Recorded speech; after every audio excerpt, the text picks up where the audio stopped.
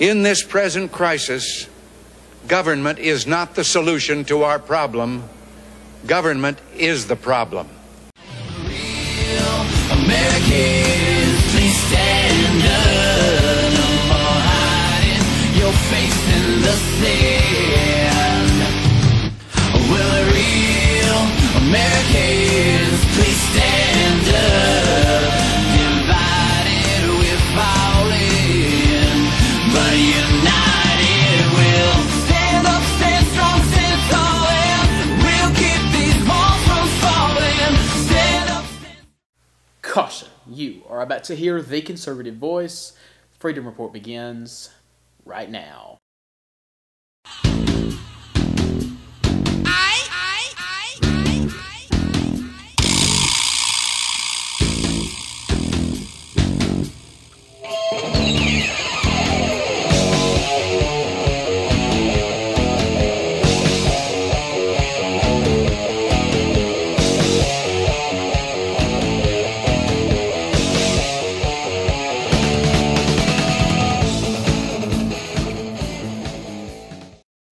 Good evening and welcome to the Freedom Report powered by the Madison Institute.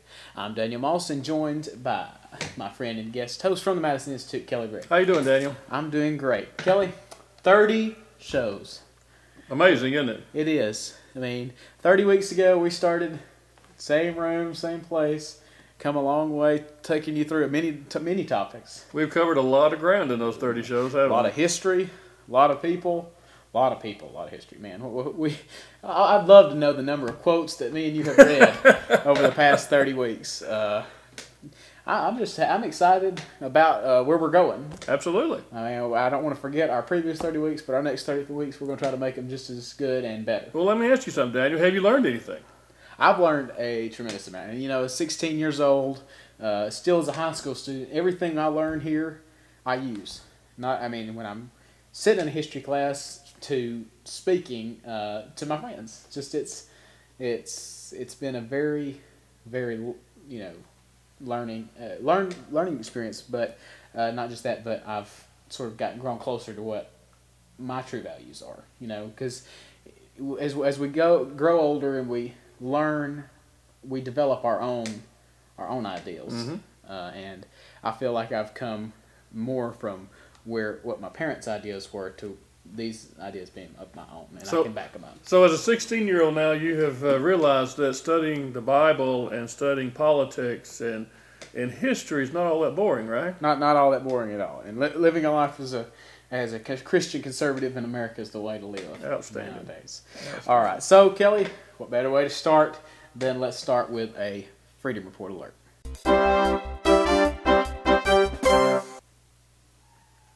And this is a Freedom Report alert. The truth needs to be heard.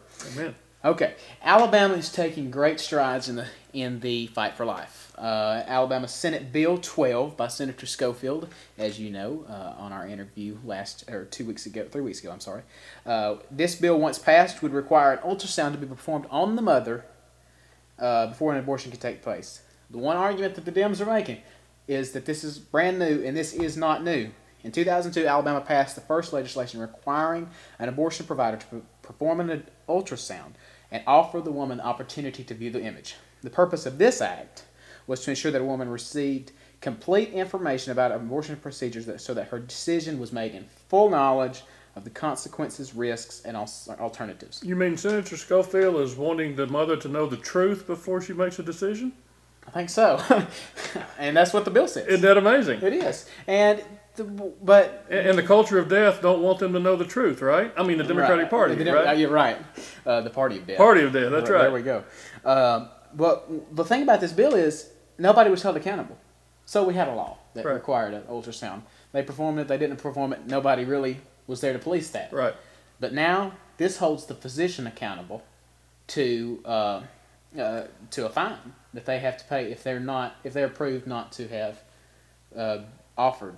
So all the senator's doing is requiring proof that the physician told the mother the truth. Exactly. Do I read that right? That's what we've got, and it's not like the health care bill that Obama tried to pass. We can sit down and read this in about 2 minutes and understand the gist of it.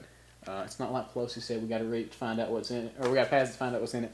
This is plain cut and dry, and it's accountability, and that's what you want, I know.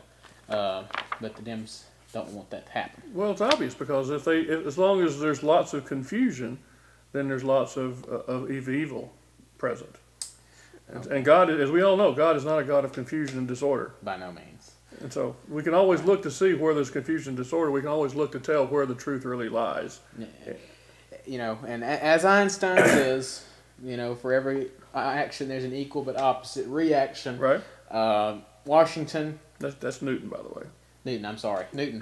Maybe there's not such things as I've learned in these past 30 weeks. Okay, Newton's law states that. So in Washington, whereas here we've had some strides for life, Washington we've had a few steps back. That's right. The contraception argument that President Obama's trying to put forth is bogus. Yep.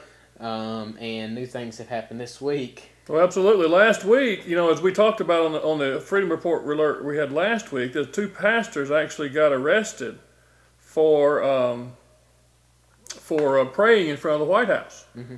Well, this week we have another interesting thing that has happened.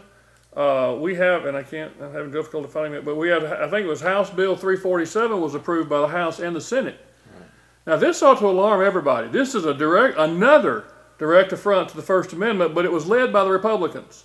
And what it is a bill that says, Daniel, and get this, anyone that's protesting the government, either where the president is or lives, the vice president is or lives, and any person protected by the Secret Service where they are or is, or has the potential to be, if you are in that building without authorization, if you are in that vicinity of that place without authorization, and if you protest in those facilities without authorization, they can arrest you and fine you and put you in prison for up to 10 years. So you're saying if I go pray on the Capitol steps, there's a potential that I could be put in jail or fined?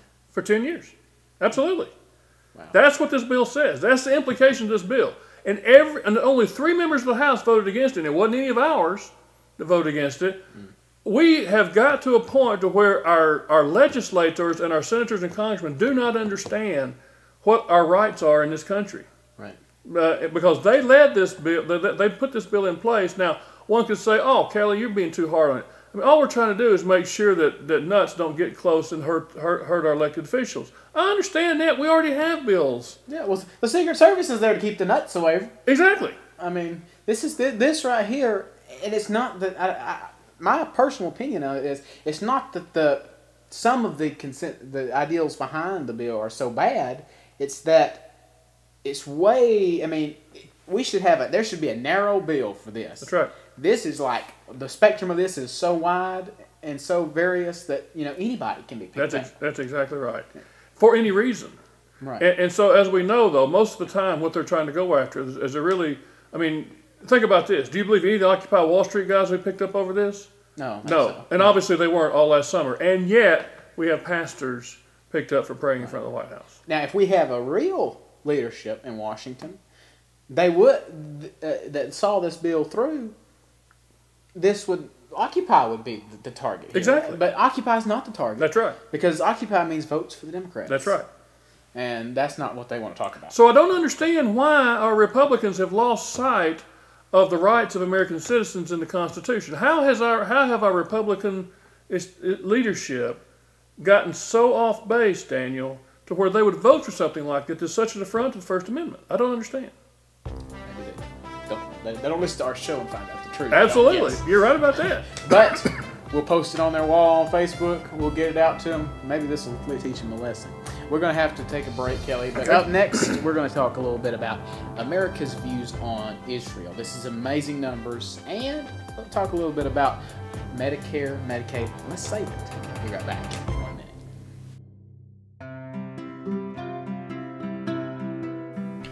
Do you need help promoting your business? Do you want to have that special day captured forever, or that first Christmas or first birthday never forgotten? Then contact Celebrity Productions. We offer wedding videos of photography, picture slideshows with music, video editing, television commercials, and much more. So if you are ready to do business, contact Mark Bosch with Celebrity Productions at 205-434-1773 or mark.celebrityproductions@gmail.com. Celebrity Productions, here for all your video capturing needs. Burton's Food Store on Highway 431 in Sardis, a convenient locally owned store offering groceries at affordable prices. Burton's provides fresh ground beef, fresh cut meats, fresh produce, and fresh dairy products every day and features weekly specials on brand name canned goods, drinks, and paper goods. Burton's Food Store, Highway 431 in Sardis, your local place to shop for fresh food at affordable prices. Does your business need any type of office supplies or office furniture?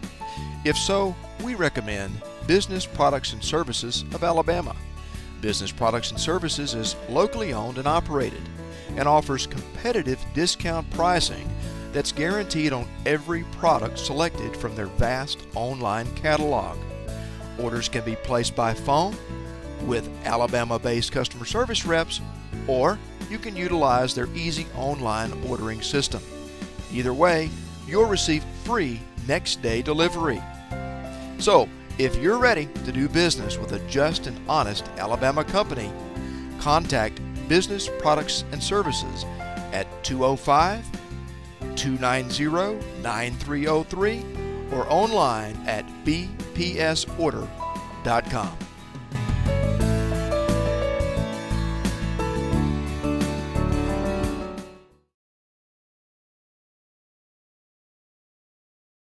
And welcome back to the Freedom Report, powered by the Madison Institute. I'm Daniel Moss, alongside Kelly Berry. 30 weeks later, learning a lot. We're going to continue to learn about a topic that is close to Americans' hearts, as we're fixing to find out, and which is another duty that we as Americans are given by God. That's right. As well. Gallup's new poll numbers show that Americans continue to stand pro-Israel. Wow. 71%. Isn't that something? And this is an independence number. Right. That's crazy. You want to hear something else crazy? Democrats, 65%. Yeah, I believe that. And Republicans, 80%. Mm-hmm. So, when we talk about the truth never changing, mm-hmm. these numbers prove that the truth never changes. That's right. Because even in the leftists of left, apparently there's enough conviction in the hearts of Americans. We're not talking about the politicians. We're talking about Americans, mm-hmm. that they understand that it's important that we stand with Israel. Oh, absolutely. I don't think there's any question that that America's success in the future and America's security in the future is tied to Israel. Exactly. Now, we've got some verses in the Bible that prove that. The Bible talks about Israel several ways. In Genesis 12, chapter 3, it says, I will bless those who bless you, and curse him who curses or uses insolent language towards you. And in you will all the families and the kindreds of the earth be blessed. Now, the you he's talking about there is Abraham. Obviously, Abraham is the father, the patriarch of all the Jews in the nation of Israel. But it's very interesting to say that he says that those who bless Israel will be blessed. Those who curse Israel will be cursed. America has always blessed Israel. America has always supported and defended Israel. America was one of the ones, even though the British were the ones with the Balfour Declaration that declared that Israel would be free, right, an independent country, America went and supported it and has actually been the ones that have stood by them, right, to help keep them strong. There's another verse here, Daniel, I want to bring out too, Obadiah 1:15. It says, as you have done to Israel, so shall it be done to you. Right. Now that's an interesting verse, because what that says is, if you bless Israel, you're going to be blessed. But if you hurt Israel, it's going to be hurt to you. Right. And if you go back and look on that one verse, when our administration has gone against Israel, when they start telling them to quit building mm-hmm. houses in Israel, our housing system collapsed here in the United States. Right. So there's some direct relationships there between what's happening in Israel and what's happening here in this country. And interestingly enough, we see a metaphoric relationship of Israel being with the people of God.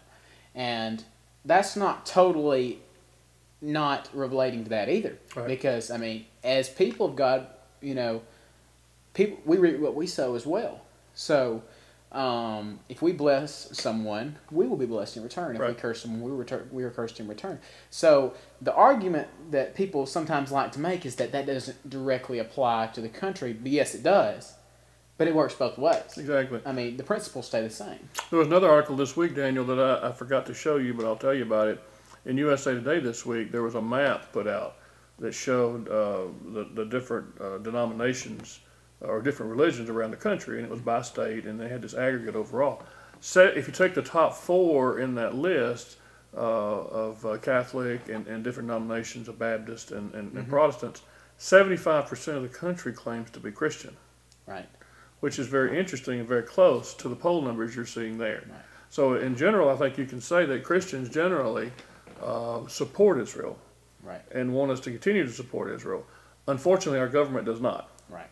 But now, this is directly, that number you said is amazing. This number, the connection between these two numbers is great too, because if 75% of religions in America claim to be Christians, if they get out and vote, what have we got? That's exactly right. Right. And we've talked about that on this program before, Daniel, that if Christian people would get out and vote, we should never have a problem with elections in this country. And that's the way it was set up to be. Exactly.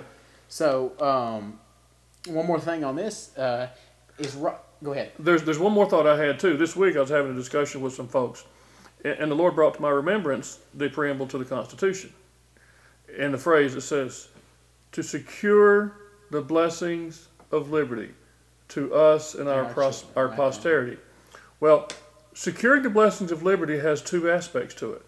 It has the aspect of not only the government they set up in the Constitution, as being, as we know, we've talked about, it's a secular government, but the church was given the responsibility to provide the spiritual security for the blessings of liberty, and to prepare the people to take their positions in the government and to implement Christian principles in the government.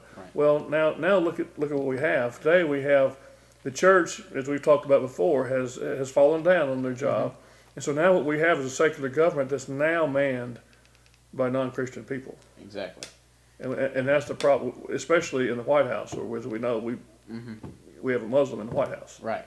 And with those numbers you just shown, it's obvious that they didn't get out and vote, because even the Christians that are not so strong are not going to go out and vote for Muslim. That's right. That's right. So we have allowed the 25% to become the majority. What we've done, what I think the Christians have done, is because the church has told them that they should not be involved in politics, which is blatantly wrong. We've proven that over and over on this show. But second of all, I believe that a lot of people don't vote if they don't like the guy that's running, that happens to be running, that is the lesser of the 2 evils, or is the Republican or the conservative choice. Right. I'm sorry. When it comes down to a choice of 2, you've got to. Not voting is not a choice. Right. And so if you've got 75% of the people, if the votes are not going your way, if you're not winning, it's because you're not voting. Right. And I hate to bring up the Electoral College because that's a whole new discussion for another day. But that's people's leaning argument against for not voting. Right. Oh, our votes don't count anyway. Yes, they do. But, I mean, that's not true either, because when you go as a Republican, you go and you vote in the Republican primary, you've got a list on the back of about 44 different checks you got to make for delegates for your candidate of your choice. I mean, it's very simple. I mean, and that's the way the Founding Fathers set it up to be. Exactly. So now, as you know, we need to talk about that another day, because there's a lot of people who don't understand Electoral College. But as you know, there's been changes in the Constitution also that have weakened that system too. Right. And one more point I want to make on this is the righteousness thing, because what we've already discussed righteousness. Righteousness is one of the foundations of God's throne, along with justice. And the Francis Grimke quote here: "Unless we hold to the fundamental principles of righteousness, of which standing with Israel I would consider a principle of righteousness. I agree. America will be only a covenant with death and an agreement with hell." That's right. So, you want to talk about the ultimate reaping and sowing? That would be it, right? That's it. And we look back to the years when we were blessed, and the financial freedom And economic prosperity in America came after our constant blessings to Israel. That's right. And the principles remain the same today. As we continue to bless Israel, we will continue to be blessed. Absolutely.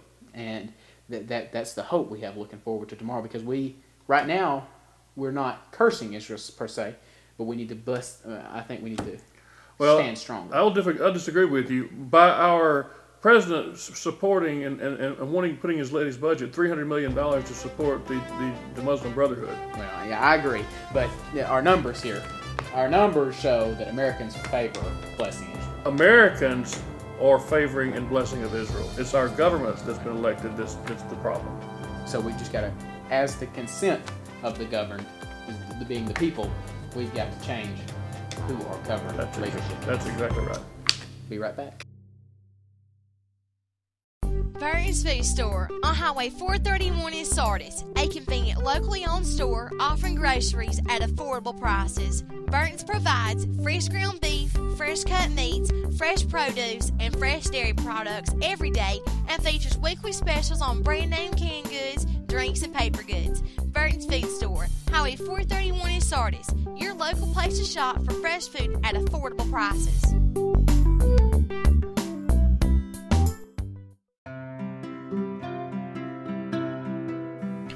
Do you need help promoting your business? Do you want to have that special day captured forever, or that first Christmas or first birthday never forgotten? Then contact Celebrity Productions. We offer wedding videos of photography, picture slideshows with music, video editing, television commercials, and much more. So if you are ready to do business, contact Mark Bosch with Celebrity Productions at 205-434-1773 or mark.celebrityproductions@gmail.com. Celebrity Productions, here for all your video capturing needs. Does your business need any type of office supplies or office furniture? If so, we recommend Business Products and Services of Alabama. Business Products and Services is locally owned and operated and offers competitive discount pricing that's guaranteed on every product selected from their vast online catalog. Orders can be placed by phone with Alabama-based customer service reps, or you can utilize their easy online ordering system. Either way, you'll receive free next-day delivery. So, if you're ready to do business with a just and honest Alabama company, contact Business Products and Services at 205-290-9303 or online at bpsorder.com.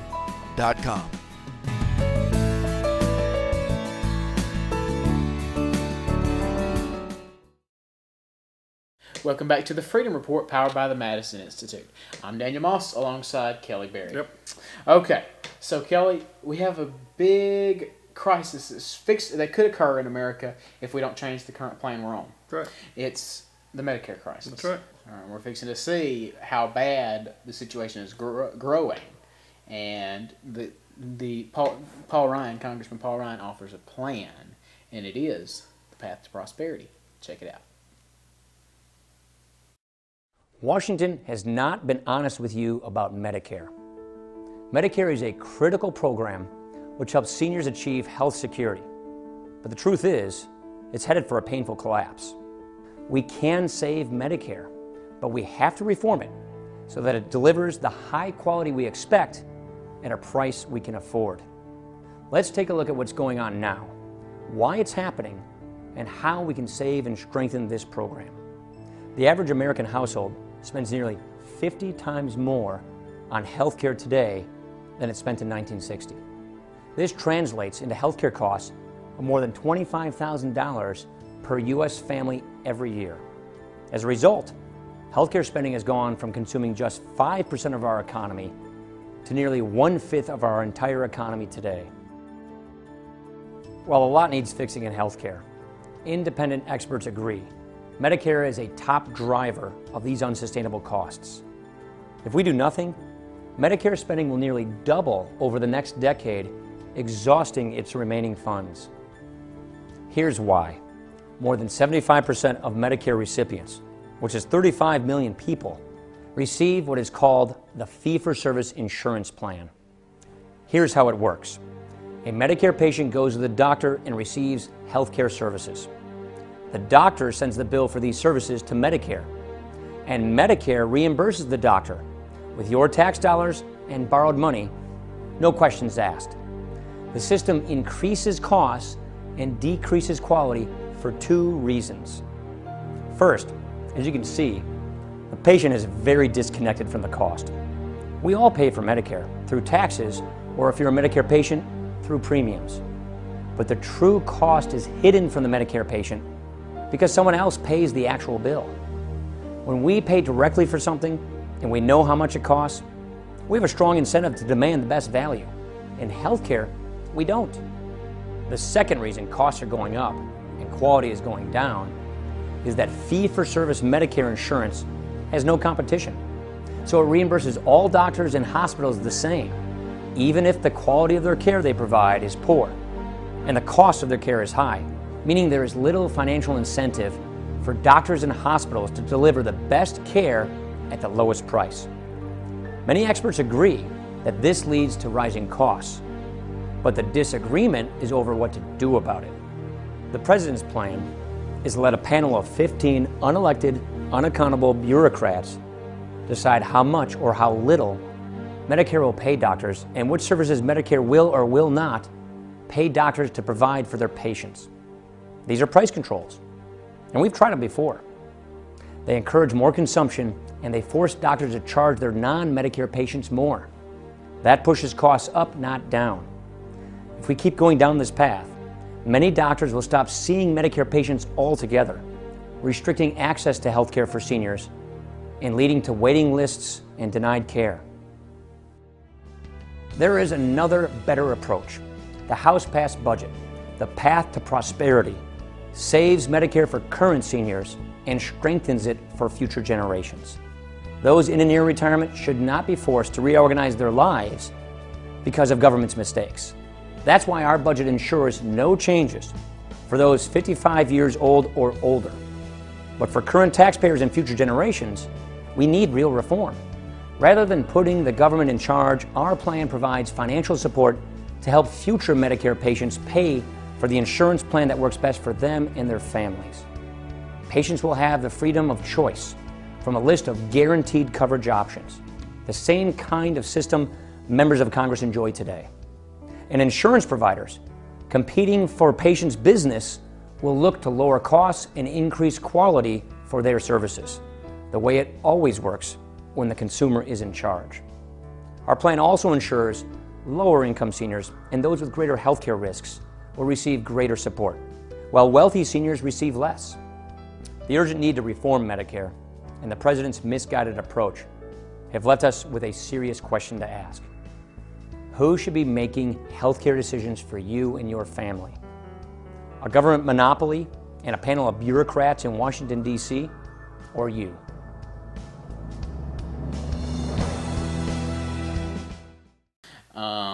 Kelly, happy 30-week anniversary to you. Happy to you too. Same to you, our viewers. If it wasn't for you, we wouldn't be on the air right now. And our sponsors. And our sponsors, exactly. Your feedback and your money and donations are what keep the cause of revealing and restoring truth on the air in Alabama and across the country. Thank you very much for inviting us into your home today. And remember that the conservative voice stops right here because we are definitely looking out for you. Thank you very much.